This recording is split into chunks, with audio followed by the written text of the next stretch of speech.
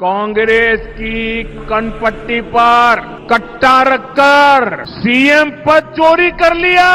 नहीं चाहिए कट्टा सरकार। कट्टा, क्रूरता, कटुता, कुसंस्कार, करप्शन, क्या कर रहे हैं लोग। दोस्तों, क्या आपने एक चीज नोटिस किया है?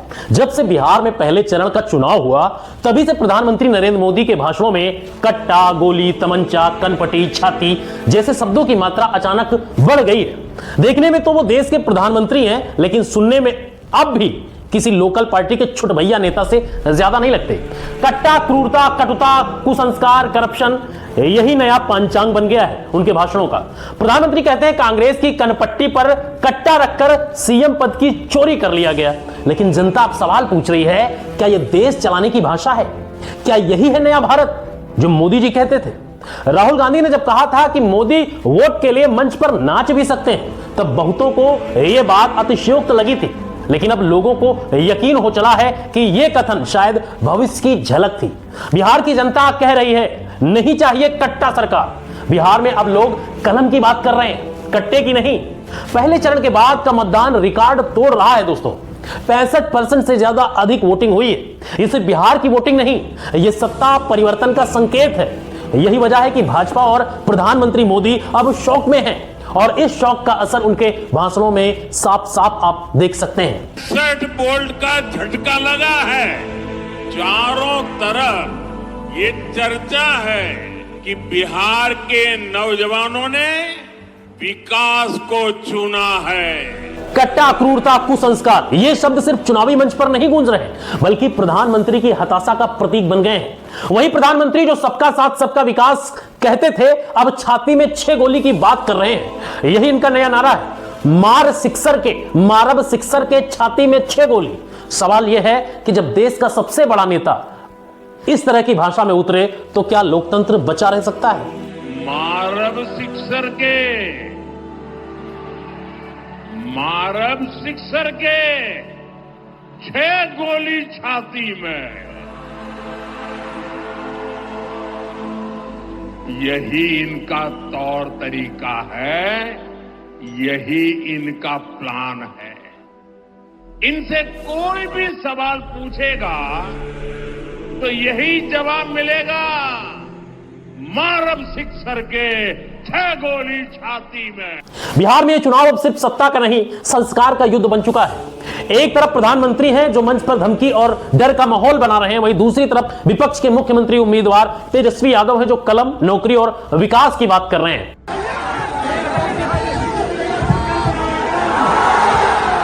जनता तय करेगी कि बिहार में कट्टे की सरकार बनेगी या कलम की सरकार।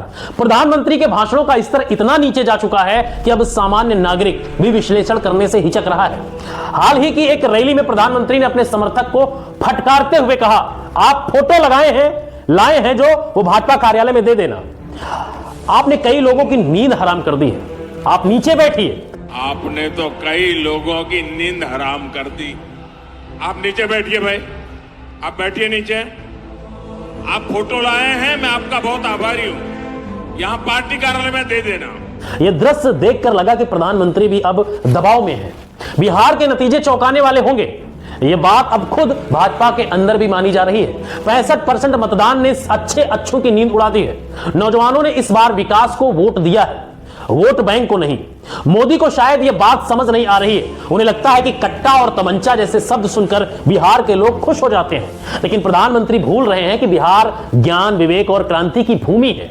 यह वही धरती है जिसने बुद्ध दिया, महावीर दिया और गांधी का सत्याग्रह दिया। यह धरती हिंसा नहीं, संवाद में विश्वास रखती है। प्रधानमंत्री सोचते हैं कि लोगों का ध्यान असली मुद्दों से हटाकर चुनाव जीता जा सकता है, लेकिन अब बिहार के लोग भी समझ गए हैं, धर्म का नाम लेकर विरोधियों को बदनाम करके यह डर का माहौल बनाकर वोट नहीं मिलेगा। जनता कह रही है, हमें ऐसी सरकार चाहिए जो दिन रात हमारे लिए काम करे, जो नौकरी की बात करे, शिक्षा की बात करे, स्वास्थ्य की बात करे, रोजगार की बात करे। वो धर्म, मंदिर, मस्जिद की बात ना करे। दूसरी तरफ तेजस्वी यादव की रैलियां कुछ और ही कहानी कह रही हैं। एक तरफ मोदी की रैलियों में करोड़ों रुपए खर्च किया जा रहा है, water proof tent, air condition मंच और सुरक्षा का भारी जाल बिछाया जा रहा है। वहीं दूसरी ओर तेजस्वी की रैलियों में सादगी है, लेकिन भीड़ है, जोश है, विश्वास है। जहां मोदी मन से कट्टा की बात करते हैं, वहीं तेजस्वी मन से कलम की बात करते हैं। जहां मोदी धमकाते हैं, वहां तेजस्वी समझाते हैं। नौकरी चाहिए तो लालटेन पर बटन दबाइए, इस तरह के नारा लगाए जा रहे हैं। चाप लालटेन छाप, चुपचाप भारती जी को लालटेन पर बटन दबा करके भारी बहुमत से विजय बनाने का